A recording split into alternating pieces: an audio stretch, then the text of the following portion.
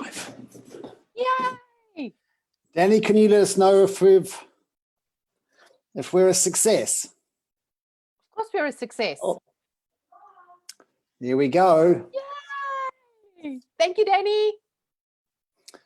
Lovely. Okay, as usual, there's a whole lot of tabs come up there, and I can't find Sashka. There you go. There you go. How you doing? How you doing? I've heard you've just been telling me, which actually made me anxious, that you were up at 5:30 going for a run. Yes, I am. Almost 7 Ks. I'm getting there. I'm getting there. And this is my first month. On the 3rd of May, it'll be 1 month I've been jogging. Bloody hell, we should do global pandemics every year. Yes. Just so Sashka can, meet her weight goals. Stop the world. Oh, feels like it's been yes, on the one hand, it's not good, but on the other hand, it's been like the world has stopped. So it feels like everything's catching up to me now and I don't have to keep running. Yes, It's funny, excuse the pun, but I am running. But anyway, besides the point. Anyway, Sashka, I've known you now for, actually, I think the first time we spoke was late 2017, maybe. And then I came and did a day at your retreat in Austria.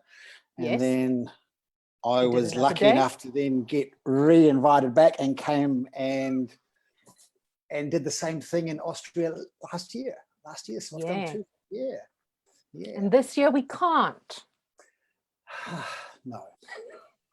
No, we can't. We can't even leave our bloody home, let alone get to the other side of the world. I can leave. Thank goodness. So, Sashka, you're a bit of a rock star when it comes to branding. I love your own branding. You're a thespian as well. Oh, thank you. I am. Nice. You are going today. We're going to look at the one secret you need for successful visual branding. And I'm just going to touch on a couple of things that we will do our best to touch on, although I'm sure we're going to start fleshing out and going down little rabbit holes as we go. How your visual branding is not your profession. I'm really interested in hearing what that means, means, because I keep reading it going, if I don't understand what that means, then I just don't get it. And I want to understand this stuff. How you're limiting your business growth with professional branding versus purpose branding. And examples of purpose branding versus professional branding in the entertainment world, like The Rock, Kevin Hart, Gwen Stefani, Pink, Gary V. These are people doing it really well by the looks of things. Yeah. Guess. But trial and error. Not trial and error, or it was? It was trial and error. Yeah, okay. Fantastic. And then a few action steps at the end there, which people can implement, which is always handy. So to frame that up at the beginning, if we were to start at that beginning, what does that mean? Just to help me out here, visual branding is not your profession. What do you mean? Okay. Do you understand the terminology visual branding? Let's start there. I feel like I do, but I think we should. I think we should be really clear with that for everyone watching. What does that actually mean? Cool. So, excuse me. Visual branding is the logo, the colors, the fonts, the pretty pictures, the mood boards, the brand guide, the corporate identity, that your logo is only supposed to be this big on this kind of size paper or document or whatever. It's how you present your brand visually, not written, not the message yet, just visually. So when you're standing, with the crossed arms and you got the freedom standing there and you're doing this like smirk and you're like, how you doing? It's like you're putting the visual branding into it already in photography, in your visual branding. So that's the visual branding. Got you. Okay. That makes a lot of sense. So then how is your visual branding not your profession? So what we tend to do is create visual branding based on our profession. So I'm a doggy parlor, I'm a fisherman, I'm a speaker presenter, I have a podcast. So we go and take our visual branding and then we create the visual branding based around the profession within the market, as opposed to the second point that we're going to speak about is your purpose. You have your main brand and your profession is a sub-brand.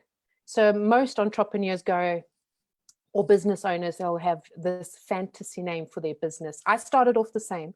My business name in the beginning was Flamebox Business Consulting. And we started with this fantasy name because we're creatives and we want to express ourselves, or, you know, we have, I don't know, what are some other names that people name their businesses? I don't know, doggy paws, or I don't know, fish out the center, or something to that effect. And then you create all your visual branding and all your branding based just on that. And then a decade later, 5 months later, 5 years, 10 years, 15 years later, you're like, I'm bored. Bored in the house, and in the house bored. And would you change too, so you kind of outgrow that branding, doesn't you? Because it was a creative moment in time, which doesn't normally last time. Yeah. The test of time. And you know it, and it's all good. There's nothing bad about it. For me, that wants to and works with visionaries that are creating long-term businesses that are going to create generational wealth and influence generations with our knowledge and our expertise.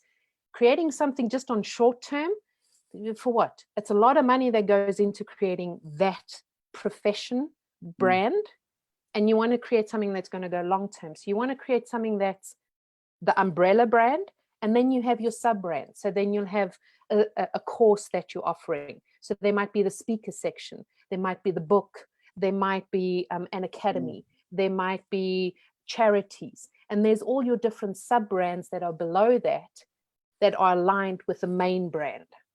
So that's what I mean by the visual branding is not your profession. Right, got you.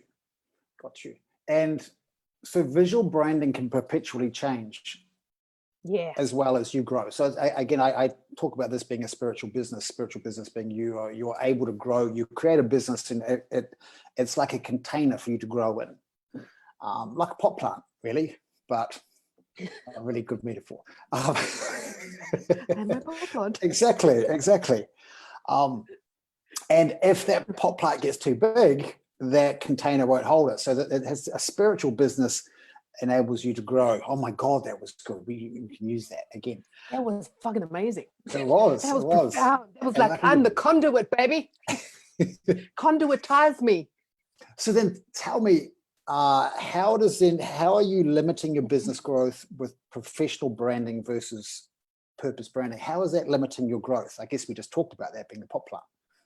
Yeah. So when you're creating your branding and you're just going, I'm just a doggy parlor, but somewhere along the line, you're also like, I'm also a yoga studio owner, and I love teaching yoga. And the other thing is I work with charities. So you have all these different professions, and then you go, I got to create 3 different brands, and then I got to have 3 different websites, and you just kind of like, and everything looks different, and your messaging is different, and then you start getting overwhelmed. You know, like, I don't know what I'm actually supposed to be doing. The only one thing that you focus on is your purpose. Your whys, you have lots of different whys. Your professions, we're multi-passionate. So we always learning something new. We're always moving to a different direction. I'm a dancer, thespian. I've got the coaching, the life coaching, which I don't like. I just put it straight out there. I don't have the patience for life coaching. The marketing, the branding, the strategy, business investing. I have all these different professions, but I have my main brand. And that main umbrella brand has sub-brands, but it has the same purpose for all of them. So this is a really common challenge for people, isn't it? When they've created a brand for, I'm a naturopath, and then they have this other thing, which might be coaching. And then they go, oh, I've got this page, and then this page, and then this page. And it confuses the hell out of them because they're splitting their time up, when it should be your brand and then the pieces that are, oh, I think I've clicked. I think I've clicked here. Ding! Awesome. For those watching, if you have any questions, I'm just opening up this on my phone here so I can see you. I know there's like about 40 seconds delay. Ask any questions that you like, and I'll relay them here to Sashka. Okay, excuse me while I look at my screen. I don't have my glasses on because it's reflects off off this little Louvre light here. Bless you. Oh. Okay. So that makes really clear sense to me for the first time ever. That makes a lot of sense. And Cool. that, I think, because there's the branding, which is you, and then there's the things that you do as a subparts. I love that. And that is a challenge I get asked a lot when I'm teaching presenters, because quite often they're like, well, I don't know what to speak about, and because I got this brand and then this brand and then this brand. And now it's like, well, let's just make one brand and the things that you do. Exactly. And the purpose holds your life vision as well as your messaging and your tonality that comes through. So that's the content you're going to be talking about within your branding. So that's the thing that you want to be known for. And the thing you want to be known for is very, very deep rooted in your life purpose. And your life purpose is not your profession. So it's not you're the speaker, or you're the naturopath, or you're a doggy parlor, or whatever. That's not your purpose. We educated to believe that. What is your purpose in life, and why are you here on earth? Oh, I was born to work with dogs. No. It's like when someone said, you were born to be a mother. And I was like, no, hell no. That is one thing I was like, I did not want children. Like, this was like, no. And they chose me. That was the misconception, the miseducation as well, is that I chose my children. I chose to have children. They're like, no, I chose you. And there's all these different jobs that I have, but I have my main purpose, and fulfilling that fulfills all my professions amplify my purpose. Got you. Nice clarity on the separation there. Yep. It's interesting.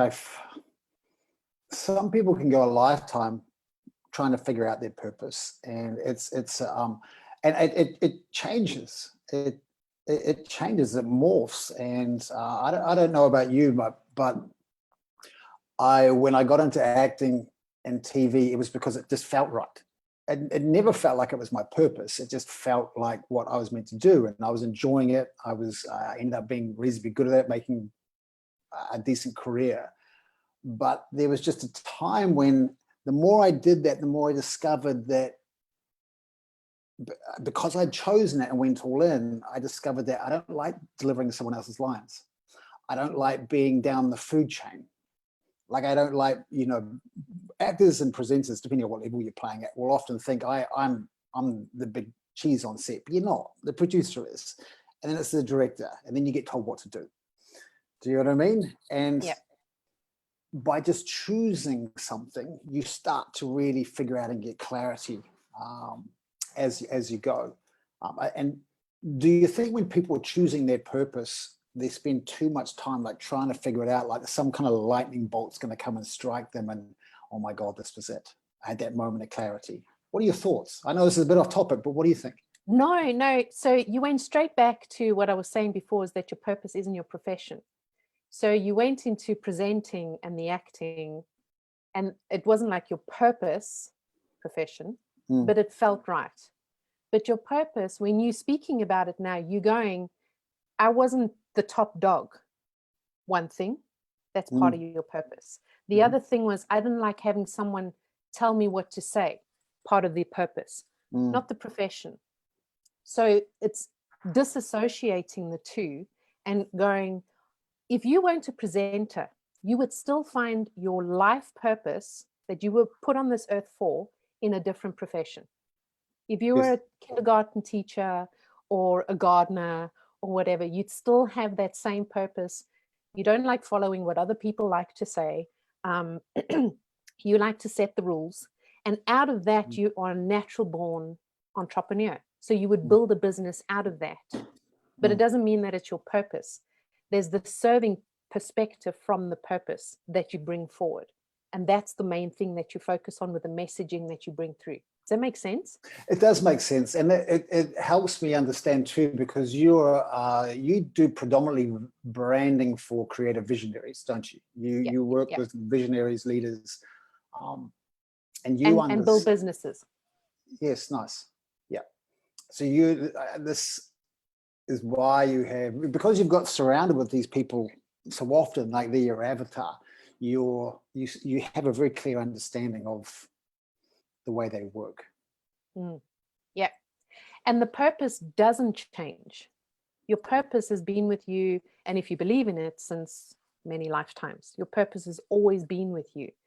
They're just different levels that you've mastered, because life is a game, within those lifetimes, surrounded with that purpose. And your purpose reveals who your soul tribe is, who you resonate the most with, who you're here to serve. Because often when you start off, you're going, I'm here for everybody, which means I'm here for nobody. So I don't know who I am and who I'm actually supposed to be speaking to. Create an avatar. Oh, like 21 to like 45, blue middle income, blonde hair, no, maybe blue eyes, no, I don't quite know, maybe with children, 2.5, don't know, don't quite know. So I want more. We're literally going through this at the moment. And with my clients, is exactly that. So it's that clarity of, yes, could I teach everybody presenting? Absolutely, because it's communication, right? But I don't want to work with everybody. I work with these people. Who lights me up in the morning that when I'm turning up, I'm going, do you know what? I'm working pretty hard at the moment, but actually I've got these people on a call now. Like that spins my wheels. This has actually got me excited. Even during the coronavirus, where it's been hard sometimes to get up and go from, especially I'm so used to traveling, to walk from my bedroom to this freaking desk and convince myself I don't have a 9-to-5 job now. Do you know what I mean? But then tuning in and going, oh, hold on, look who you're speaking with about now. Look who's in this group you're about to talk to, and they're people that light you up. It's exciting. Why did you choose Creative Visionaries? It's part of my life purpose. So it's part of my intellectual property that was my story. Not my story, it's my journey. So I've always been this deep philosophical, I don't know, in my own world, the way I've always been, very emotional, empathic. And I didn't know I was that until now. After you do like Steve Jobs says, you join the dots looking backwards. So I didn't know all this about myself, but I was always asking myself the question, what is the purpose of me being here? What is the purpose of me being here? I'm doing all of this, but I don't understand what the purpose is. I make these people laugh, but why am I making them laugh? What is the purpose of all of this? So I go on this journey, and you watch lots of it. Well, later on, I watched lots of videos, but then you're watching movies and reading books, and you're delving into different things, and everyone's going, your purpose is your passion. Your purpose is your profession. And I'm like, man, I'm passionate about going to the toilet to relieve my bladder, but I don't want to become a urologist. Like that cannot be my purpose. So there has to be more to this. So I started creating, obviously, as we all do, the same with yourself, the presenting experience. You create your intellectual property. And from that, seeing who my life purpose is. And as I started breaking it down and joining the dots, looking backwards, I was going, our dreams actually hold our life vision, not our business vision, our life vision. What we've always wanted to achieve for our life, and how it fits in then with our business as a business owner, or if you're employed or whatever. And the purpose, I started seeing, this is my soul tribe. These are the people that I resonate the most with. And then I can really start delving and getting really clear on who these people are, because I resonate with them so much. And obviously they're a mirror of me. Like when I work with my clients, they'll say to me, but that's rather presumptuous to go, your ideal client is a mirror of you. And I'm going, do you want to start somewhere else? Because obviously it's not working for you. So how about you start with yourself, because they're going to be mirroring you, and you can only heal someone once you've healed yourself along the journey. So let's move along that journey with people that are mirroring you. And then you start to see, these are actually my people. It's not those people over there, even people that mean a lot to me. No, they don't have this, they don't have that. Oh, now I'm clear about it. So that's how I got to whom my people are creative visionaries. Nice. That was really fucking deep. I loved it. We've got, I told you, I've been very, I grew up, I drove my parents fucking crazy. Just for everybody who's asking, where is this mishmash of accent from? Just tell us, you're a mix. You're from South Africa? Yes. Yes. You live now in Austria, in the mountains, Yes. literally on a Yes. mountain. Literally, yes. And what else? So lived in South Africa, grew up with 3 different cultures: South African, Afrikaans, Lebanese. Very pissed off that my grandparents didn't teach me Arabic and French. Anyway, grew up learning French as well. Then moved to the UK. Actually, the first country I went to was Scotland. I was aiming for Hollywood, didn't quite make it there. Landed up in the That's UK. quite a miss. To be fair, that's quite, quite a miss. Yeah, all right, people, didn't quite make it there. All right. So landed up in the UK, as every South African does. And then I moved to Austria, been here for 24 years. And there are a lot of Aussies here and Kiwis and South Africans and English. And speaking in a South African accent, they go, "What? Sorry, I don't understand." So I had to change the accent a little bit, speak a little bit clearer. Because if I speak very South African, then not many people will understand me, and then it gets very guttural. Yes, true. I actually get asked if I'm South African a lot. South African? No. South African. It's true. They go, "Do I pick up a South African twang there?" I'm like, "No, not at all." And they're like, "You don't." No. Like, "I'm from New Zealand." They go, "You're not from New Zealand." I'm like, "Oh, well, yeah, I've just learned to remove some of the harshities of because at the time the language hits New Zealand, we've completely it's bastardized. It gets down to the bottom of the earth, and it's gone through so many different people to get there. Anyway, back on. I am seeing heaps of questions here, and I am going to come to them. So if you've got any more questions, keep them coming. An example, Sashka, of purpose branding versus professional branding in the entertainment world.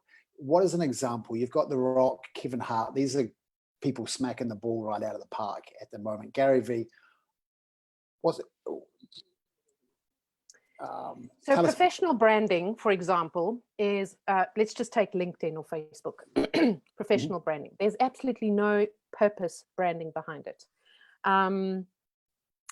Gary Vee was part of Wine Library with his dad for like, he still is, but he was doing a lot of it like 13, 15 years. So he was promoting the Wine Library as Gary Vaynerchuk.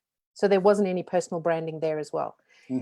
With the entertainment world, the shift has been that PR has always dictated what needs to be communicated when. That's going to attract the consumers and contract sponsors and stuff like that. Like you were saying, as a presenter, it's not you who's the hot shot, it's the producers and the editors. So the actor was just being told by the PR, producers and editors, what to say and do. But social media really supports, because it's community, it's social. So they started taking it into their own hands, and Dwayne "The Rock" Johnson really pushed it with Fast and Furious a lot, and then started bringing it in with Jumanji just recently, where they started doing their own PR tactics and started creating a personal brand around Dwayne "The Rock" Johnson, around Kevin Hart, Hart Productions, where it really started, coming to the forefront. And that's the difference between purpose branding, because that's their purpose, is to entertain, perform. Obviously, it's deeper. I haven't worked with them. I don't know exactly what their purpose is. But if they were just a professional brand, it would just be, Hart Productions and some kind of logo, and that's it. Like there's nothing. Like Tyler Perry Studios, amazing story. Branding is crap. Like the branding is really, really crap. There's nothing to support it. And the community, when you go online, there aren't many communities following Tyler Perry Studios, even though the story is phenomenal. And you can build that brand so strong into a purpose brand as opposed to a professional brand. Okay. Does that make sense? Yes, it does. It does. So if it was, for me, a professional brand, it'd be a microphone, or my business brand. It would be a microphone. But the reality is I don't really see myself as that. That's it. Do you know what I mean? I have one outfit. I wear basically t-shirts, black jeans, and boots. I feel like I am more suitable on stage, and I bring that feeling into my presenting and what I'm doing. So there's the on purpose, or the business brand, which is the microphone and stuff. Yep. And then there's the personal brand, which is what I'm really like, my freedom tattoo. Okay, got you. That's it. Is there a place for both, or do you just, or what I'm saying is there really a place for me to have that microphone, or is it better to go with who I actually am, and this is what I do? Does that make sense? Yeah. Yes, it does. So the personal brand, so what I have, like I see, for example, you have a caricature, it's just an outline of you type of thing with the, I don't know how exactly, but it's the outline of you where you're just kind of leaning against the wall, and it's the freedom. And it's just the outline, and that's the main logo, Andrew Eggleton. Underneath it, a sub-brand is the presenting. And presenting is, for example, represented by a microphone. Retreats by, for example, a mountain. So you have maybe icons that represent everything, but it all trickles down from the top, the branding, the tonality, the messaging. Yeah. So it definitely does have a place, but it's not the forefront. Got you. I like it. It's really nice. And for anyone who's just joining too, it's nice that these are actually very, very separate. There's the brand. I'm more comfortable with myself as a brand. I want the brand, me, my personality, and then underneath that is the sub brands of the profession. These are the retreats. This is the speaking. These are the events. Okay, got you. Yeah, I'm onto it tonight. Yeah, for example, Serena Williams, tennis player. I mean, she's got a clothing line. She's moving into that direction. I'm not really fond of her logo, but I saw something today on TikTok that she did a video, and I was like, oh, that's why there's two dots over there, because they're two tennis balls and the line is a tennis court. And I'm going, yeah, that's probably why I don't like the logo anyway, because then she's associating her personal brand with tennis. I'm like, anyway, but that's just me. She's a bit of a, she's a fantastic tennis player, a legend, but she's way more than that brand.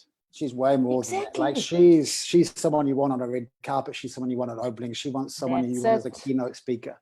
Got you. Exactly. Okay. All right. See you, brother. I see you. Got you. Okay. 3 action steps. Actually, before we give the 3 action steps, shall we look at some of these questions? Yes, let's look at the questions, because I can't remember what my 3 action steps are. Okay, how to presenting. Don't let me down. Don't embarrass me with silly questions. We'll have to make some up. Oh, you've got some here. Okay. When having a logo, how much do we really need to focus on what the logo is and says? Is visual branding more important? Does that make sense? Yes. I would say it depends where you are in your business. So what a lot of businesses do, and what I especially love, is when ex-corporate management level come into the world of entrepreneurship and they want everything to be perfect. So I need the perfect logo, the perfect visual branding, and then I'll go into the world. And I'm like, no, sell first and then have a direction. For example, I work then with my clients like over 3 months where I go, let's just get your business selling on Instagram, for example, visually that's aligned with you. And then you can bring in the visual branding where you have the logo and the fonts and the typography, because then you're getting more of a feel.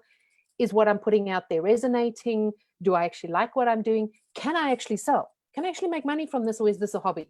Do I actually want to invest 60 hours a week? Or am I going to be one of those? No, actually, I'd like 4 hours a week so that I can avoid being an entrepreneur. Before you go and dump a whole lot of money on branding and logos. And also what's interesting is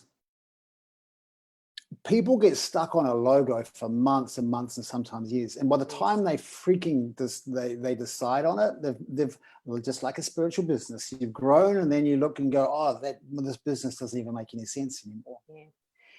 This is such an important point, Andrew, is that business growth is not the same as personal growth. This is so important. Your personal growth is happening constantly. And if you're a life coach, you also know there's the wheel of life and there's your different areas. All the areas are happening simultaneously on a spiral, energetically, on different levels. So everything's happening at the same time. Your business has processes and systems. That's it. You bring the energy into the business, and that's how the business works. You bring the fuel in. Otherwise, it's just the framework. You just need your SEO, you need your website, you need all the things that are there, but the only thing that makes it work is the fuel. So it's not, oh, I'm feeling so down today, I couldn't possibly let my business work and function today. It's like, no, your business still works. Your energy is just a mood, emotional mood. Deal with it, but the business still works. So Nice. that's the growth that needs to move forward. Danny says here, I don't like doing what people say and like to set my own rules. Oh, really, Danny? No kidding. I love you, Danny. Okay, Ali, I'm just looking at some of your questions. I hope I answered the other questions.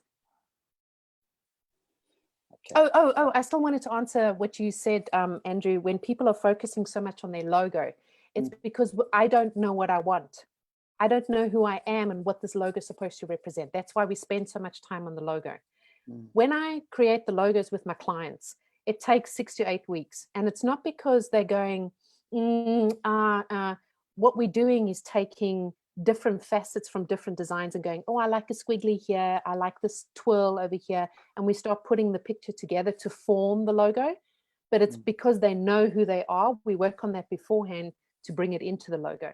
And it's not tangible. It's the only thing that's tangible for your visual branding is to go, oh my God, I have a logo. And it's like, oh, well, fantastic. And now, can you sell it? Now what? Yes, exactly. Ali asks, can Sashka summarize what her purpose is? Ooh, and there's a bit of a challenge here in one sentence. Is there a difference between that and an elevator pitch? I think so. Yes, there's definitely. So great question, Ali. Thank you for that. My purpose and everybody's purpose, in my opinion and what I've come across, is one word. And it's just what you were born in this lifetime and many lifetimes to serve with.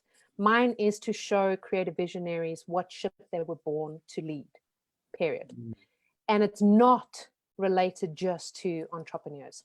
This is just what amplifies my purpose. I have 3 children. I'm very blessed that they are all 3 creative visionaries, all 3.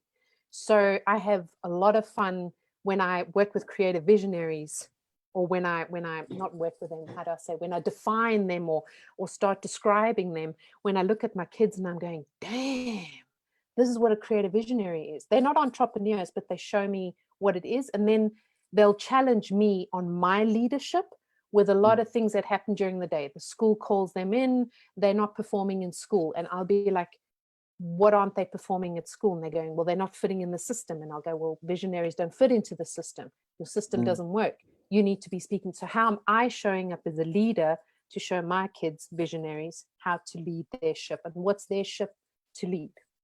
And it's really interesting. Pitch. I'm looking at the people in here, Sashka, and these people don't fit into this. These are square pegs trying to get into round holes. All right. I mean, the Heart of Presenting is full of them. So carry on your elevator pitch.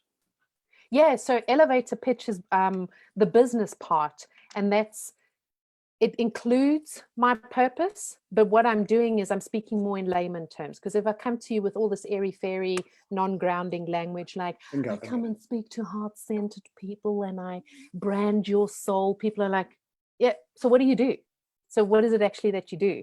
So what I do is leading creative visionaries to find or to build and run and create a business that's going to create generational wealth and influence generations. Period. It's so important, and it's I mean, I hear this every day, all day. This is my job is listening to people talk about what it is that they do, and that one line or that paragraph that they do. If it's fluffy and you say it to somebody and they don't know what you're talking about, you don't have a business, because you've just got an idea and all this brain full of stuff, and if you can't articulate it, and I take presenters from good to world class. I help people stand out on video like an expert. It's so simple. Is it everything I do? It's not even touching the sides. Not even touching the sides. But that's part, sorry, Anne, but that's part of your messaging and your brand is that, and your purpose. So your purpose is so expansive. You know, when you always get this question, I saw it again yesterday. I think I really saw it in 4 different groups as I was going through Facebook, literally after each other. And someone asked, if you were given what topic could you speak on for 10 minutes without preparation? Literally, I was like, and everyone's answering and going the same things about NLP, practice, EFT, energy and everything. I was just like, everyone's defining their identity according to their profession. When you have your purpose, you're so multi-passionate and so expansive about different things. So it depends. So if I took you in the world of, let's say, I took you to NASA, for example, NASA, NASA. And I was like, okay, Andrew's going to be speaking about the heart of presenting. You could speak related to them. It's got nothing to do about entrepreneurship because you're speaking from a place of purpose first, then profession, and you're speaking heart to them on their level or what they are, and then it resonates. Or I take you to a doggy parlor and you're speaking about presenting, you know, how to present yourself on video, but you're speaking heart to heart, purpose first, and then profession. Whereas if you just focus on your profession, you're limiting yourself. You can't expand. And sorry, I got very passionate about that one. No, I love it. I love it too. And this is for me is like, that's when I speak. When people speak, it's often they're only just touching the surface. And then when you dig underneath, it gets closer, and underneath it gets closer. I call that like the rabbit hole. You go down, you're peeling back the layers until you're creating this unique perspective. You're starting to speak in a language that no one else speaks. You know, when they start to read your posts, they're like, only Andrew writes like that, or only Sashka writes like that. When you speak, they go, that is undeniably Donna speaking. You've got your own language now. That comes from peeling back the layers. Peeling back the layers. I always say that each layer you will find another breadcrumb. And it's like your future self is holding out that breadcrumb for you and giving it to you. And you're like, all you have to do is take it. But so many of us go, I don't know what to do with it. So just fucking start. Just do something with it. And take it. That's the start. That's the start. Take it off me. Exactly. And now start writing or start talking or start thinking about it or start scribbling. And the rest will start to unfold. Okay. Donna has a question. Is that okay? Yes, of course. I love questions. Hi, Donna. Donna said, what is the best way to start up your branding? What's the best way to start your branding? Is that question? Well, you can reframe the question. Yeah, I hope I'm understanding. Oh, I don't like using the word hope because where to start? If she was gonna start her branding, where would she start? Where's the starting point for her? Is what she's selling filling a need in the market? Yes, it is. She essentially, knowing what Donna does, she helps people basically. We spoke about this last night. She takes people who have everything and they're still going, why am I freaking miserable? So they're looking for that external pleasure to fill their bucket up instead of finding it here. So she brings them back home into that sense of here. So at the moment, she knows what her program is. She knows she's got the skills. Now it is, again, it's what do I do? The one line or the paragraph. And she's obviously asking, so where do I start with my branding? Where would you start? Building a community. One is like top level, build a community, and you build a community, for example, on Instagram, where if that's your platform, for example, is knowing the visual direction you want to be moving into, including, because this is something that really rubs me the wrong way, is that you can get really inexpensive, I'll design your newsfeed for you, and it really looks amazing. And then I'm going, yeah, and below that, like the hashtags and the copy, like what's theirs? There's substance there. And then it's like, I don't know, I'll just write something according to what the picture is. And I'm going, no, because you want to build a community and it takes time. So building that, she has everything, well, almost everything. Yes. So now it's putting it into practice, as in, I need to build my community to see, will this community buy from me? And something you mentioned before is when you're working as a presenter, you think you're the top notch, and then actually it's the producer and the editor. And it's the same in your business, is that when you're taking now your program and you want to be speaking and putting it out there, what you want to avoid, and so many marketers say this, is that the consumer forms your brand. And it really pisses me off, because I'm like, no, they only form the brand when you don't know what the brand is.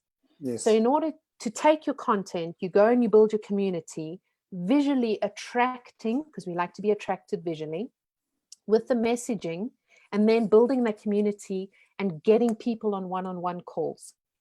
Sales calls, because it's a service. Yep. It's not a product. It's not something I can try for 10% discount for a candle. This is a service. So you want to get them on a call. You have those discovery calls or whatever, and then you decide if this person's going to work with you or not. You get invited on podcast interviews. So people get to see everything, and then you're building the community. The branding, the visual branding, what's really important, second thing after building the community, is the consistency in your messaging and what you're putting out there, the content. So the visuals, the visual aspect is consistent when I post on Instagram or I go on LinkedIn or on Pinterest. So there's a consistency as well as the messaging, and it shines through when they're doing an interview with you, for example. That messaging is always consistent. That was really nice. The consumer only forms your brand when you don't know what your brand is. And it's often people feel dictated by the consumer, by, there's a famous quote, I can't remember who it was, but it was, if you ask the consumer what they wanted, this is before cars, they would have said faster horses. Henry Ford. Yes. So the symptom is we're not getting from A to B fast enough, and these things keep stopping to go to the bathroom, and they need to eat. And they can only go as far as we can push them. You go to your desk, to your bedroom, 9 to 5. That's it. But then yeah. When you know what the point of this is, I love this. It was Henry Ford. Yeah. And that's really the main thing, is that so often we get dictated to, or when the what marketers always say is your product or service filling a need in the market. And I'm like, I wouldn't be doing this if it weren't. So I need to find my people and let them know what I'm fulfilling, and this is what it is, and not let them tell me, because it's the same, or let them tell me what they want. It's the same when I go to you, or I go to my mom, and then I go to my best friend, and I'm going, hey, what do you think of this? And they're not even my soul tribe. So I get 3 different opinions, and then I'm like, oh, fuck, I don't know what I'm supposed to actually be putting out here. I have a really strict rule, and it drives me nuts. Do not ask your friends or your family or even your partner if they're not an expert in the answer that you need. Yeah. Do you know what I mean? And it's when you're riddled with that self-doubt that you've got a business idea, and you ask your friend who's, you're about to start up a restaurant, and he's a mechanic. Yeah. And he goes, no, mate, no. Oh, I wouldn't do that. It's not too much risk. Too much risk. Too many restaurants. Yeah. I've honestly, probably one of my biggest pet hates. Okay, Sashka, I hope you've had time to think of your 3 action steps. No. Let's make this up. 3 action steps. I'll read the 3 action steps to go from being everything to everyone and people pleasing to niching down and focusing on what brings you joy, jam-packed with essential intel to help you stand out online. You're like, fuck, did I write that? Yeah, I'm like, fuck, I'm good. I'm good at marketing. That's so good. So this is not changing state. This is why I'm friends with Andrew. I'm not changing state. Can you see the color going up in my cheeks? I'm like, I don't know what the fuck I'm supposed to. No. If there are action steps, it's the same as what I would have been answering to Donna. I think so. One, yes. You need to build a community. Mm-hmm. If you already have your program, you know what you're putting out there, you can be shit scared, you don't know if it's going to work, you're working on your pricing, you know, whatever it is, but you want to build a community. When you build your community, before you even have everything, you start seeing what people want to hear, and then you start delivering content as well towards that and geared towards it, which leads to your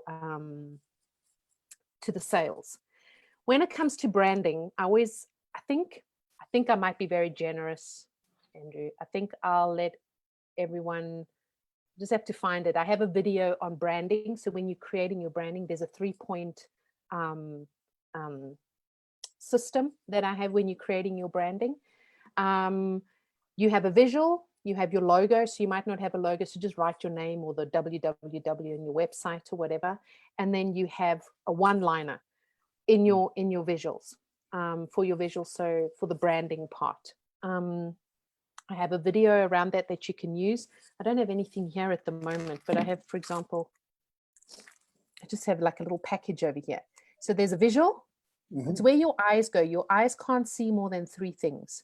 So you're wherever you look first. You have a visual. One. Okay, good. Yep. Yeah, you don't see more than 3 things. So if you have too much on here and your visuals too much, you're not going to get the message. And what a lot of people tend to do is then they put a visual and then they put a logo and then they put like 500 lines that are so small because it's a flyer suddenly in a Facebook post. And then you have more copy and people are like, I don't know what I'm supposed to be doing over here. So that's the second thing that I can give for some action steps. And the third thing is when you're creating your visuals, you want to always create curiosity. Curiosity leads you to asking questions. Questions lead you to asking more and wanting to know more. So when you have a visual, say, for example, I don't know, unicorn, and the copy then says, we love sex, for example. The two don't fit together, but it creates curiosity and you're kind of like, oh, I went want to know straight to more. unicorn sex. That'd be very interesting. I wonder which end it comes at. But anyway, we won't go that direction. Which do I use, the horn or the born? I don't know. Anyway, so for action steps over there, 1, build your community. I'll have a link for a training for branding, for the visual branding, when you're creating your visuals, Facebook posts and stuff like that. And third is concentrating on the copy that you're going to be using, the content below. It doesn't have to be exact. It doesn't have to be aligned with the visual. Okay. All right. It can disrupt a little bit. Right. That's actually really interesting. Because people want to solve problems. Because people want to solve problems. So you're looking at the unicorn, you're going, oh, that's cute. So they're probably going to talk about really cute stationery. And then you write below and you go, we love sex. And you're going, huh? And then people want to know more. So you create curiosity and then you write about something and then you come to a call to action. Right. That was really, I'd never thought of that. Yeah. Nice. There's an action step for you. I'll just have another coffee. It's not really coffee, it's wine. No, I'm joking. It really is coffee. Sashka, I'm going to miss coming to Austria and being part of your retreats this year. I'm going to miss travel full stop, but I'm going to miss coming to Austria. I remember Danny and I first driving there a few years ago, and we went from Munich, got in the car, and we were driving. We could see the mountains of Austria coming up in the distance. And it was just when I just really got out of my way and was like, okay, this is all happening. Nothing can stop me. I just knew. And Danny looked at me and had this little moment. She goes, is this our life now?